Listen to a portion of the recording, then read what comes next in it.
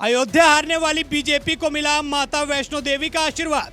नवरात्रि में भाजपा को माता रानी का बड़ा आशीर्वाद। लोकसभा 2024 के चुनाव में जब भारतीय जनता पार्टी अयोध्या का चुनाव हार गई थी, उसके बाद उस सीट की चर्चा पूरे देश में हुई, लेकिन नवरात्रि के अवसर पर माता रानी ने बीजेपी को एक बहुत बड़ा आशीर्वाद दिया है।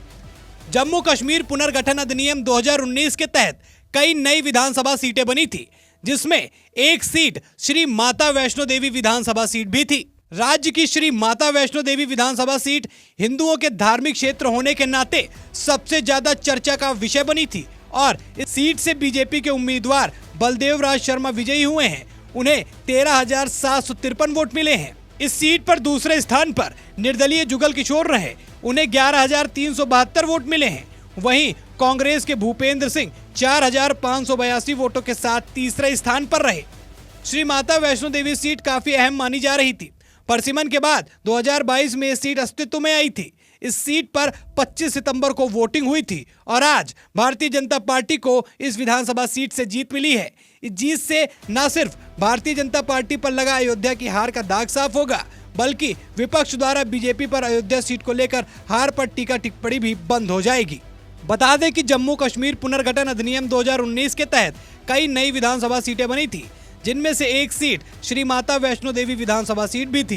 पहले ये सीट रियासी विधानसभा सीट के तहत आती थी।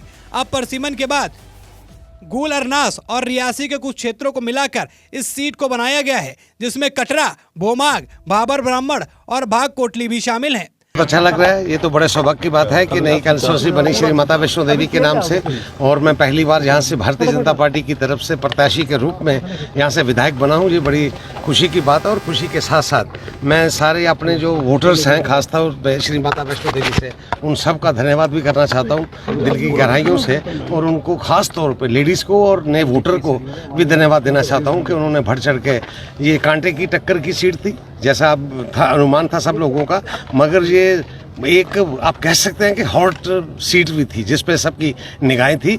आज कृपा हुई है माता भगवती की, यहाँ से विधायक के रूप में मुझे चुना गया।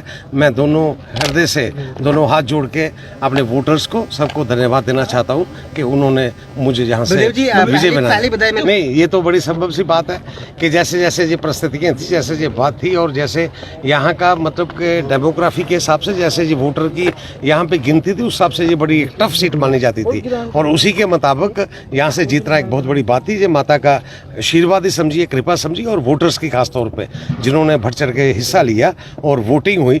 इसमें सबसे बड़ा अगर मैं कहूँगा तो सबसे बड़ी जो वोटिंग परसेंटेज हाई हुई, उसका एक फ़ायदा भारतीय जनता पार्टी को पहुँचा है। उसी की बदौलत मैं कह सकता हूँ कि वो यहाँ से हमें जीत हासिल मिली है। मतलब जी, विधानसभा क्षेत्र बनाने में आपका काफ़ी ज़्यादा योगदान रहा है और पहला सहरा भी आपके सर पर सजा हुआ है, और आगे की जो रणनीति रहेगी किस तरह से रहेगी आने वाले दिनों में?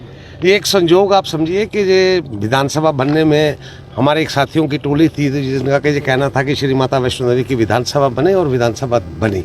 विधानसभा बनने के बाद एक ये समझिए कि सौभाग्य की बात थी कि मुझे ही पार्टी ने चुना कि आप यहाँ से मतलब के प्रत्याशी के रूप में होंगे।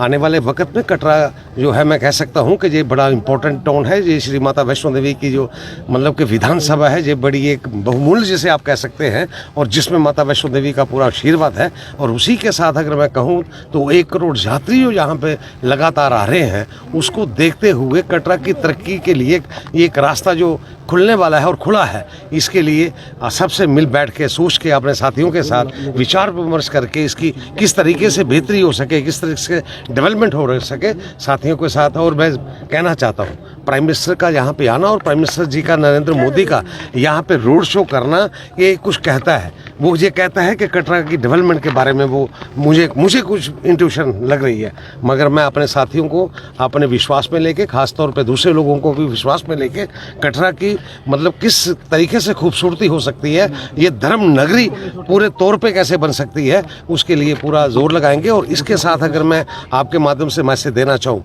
मैं बमाग के वोटर्स को सल्यूट करना चाहता हूँ।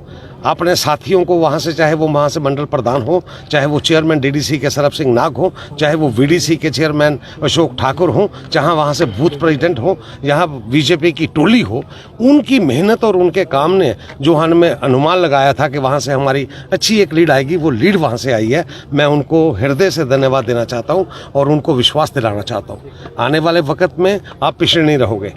आप श्री माता वैष्णो देवी का मतलब कह सकते हैं कि बैकवर्ड इलाका आपका था।